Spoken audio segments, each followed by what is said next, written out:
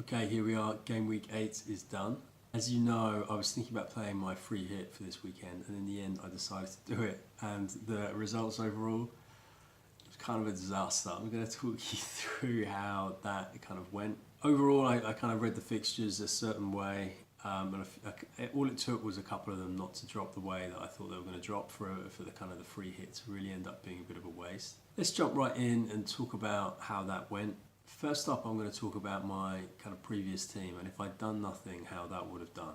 So I'm going to show you that now. But what I can't do is show you on screen the points, so I'll just read them out to you so you've got a sense of kind of how they did. So Hennessy would have picked up 2 points. Bellerin would have picked up 5. He got an assist in that big Arsenal win. Robertson got a clean sheet for 6 points. Alonso got a clean sheet for 6 points, and Wan-Bissaka got 2.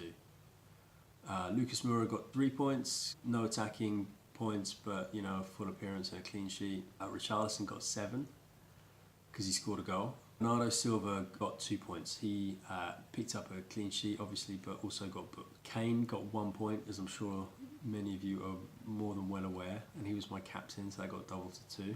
And he would have been my captain regardless. I think if I kept the team, I was going to, you know, if I'd stuck with the team that I had, I would have captained him anyway because I felt so good about that Spurs fixture at home to Cardiff. And then finally, Callum Wilson. This is the bit that really hurts. He picked up 14 points with a goal, an assist, and 2 bonus points. So you add all that up, the total points I would have got would have been 50. So you know, all in all, if I'd done nothing, I would have ended up with the average score.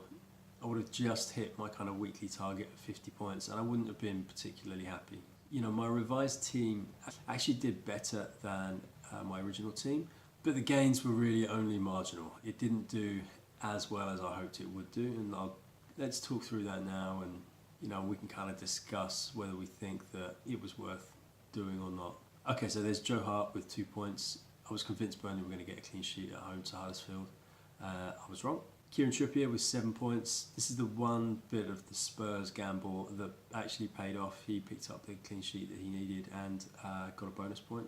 Alonso, I would have had in my team either way, got 6 in that 3-0 win at Southampton. And then Luke Shaw, who I thought was nailed on for a clean sheet at home to Newcastle. I did not see Man United conceding 3 goals at home to Newcastle. So Luke Shaw got 0 for me, so that was one gamble that really blew up in my face. Moving into midfield, let's start with some good news. I picked up Eden Hazard, who got a goal and an assist in that game, and 3 bonus points for 14 points. Lucas Moura I stuck with. He really did nothing, as I just mentioned, 3 points. Maddison, who I thought was going to have, you know, better chance of scoring than Richarlison, got nothing, so he just picked up 2 points. And then finally Gudmundsson, who was actually one of those value players that I felt almost the best about. In that Burnley game, he got the assist for Burnley's goal, so ended up with 7 points overall. Up front, Harry Kane, you know, 2 points again, nothing happening here. But luckily I managed to pick up Lacazette, who got 12. And then Arnautovic, who got 1. It was really disappointing that West Ham couldn't do more against Brighton on Friday night. Kind of misread that fixture. I think maybe it's my anti-Brighton bias that shines through. I just don't think that team's very good, and they managed to grind out these results. And I watched some of these games and I don't get it. Maybe I need to take my blinkers off. So look, the total I got this week was 56 points. So I'm 6 points better off as a result of playing the free hit. And you know, that's a valuable 6 points, and it puts me kind of further above the average than I would have obviously been with my existing team. So in some ways I'm kind of happy.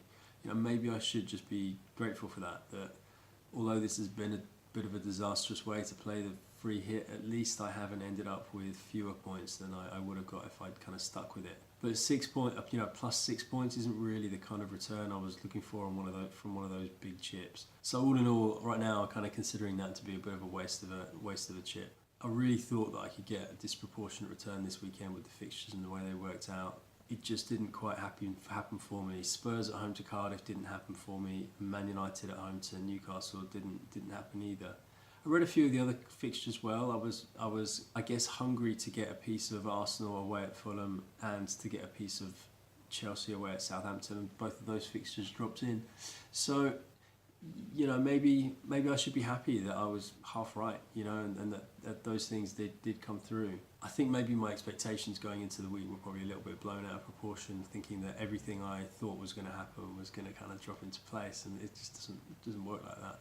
I don't feel too bad about playing the chip. It's kind of nice. I quite like to get things like the wild card and certainly this chip out of the way relatively early in the season, because it kind of stresses you out having them in the bank.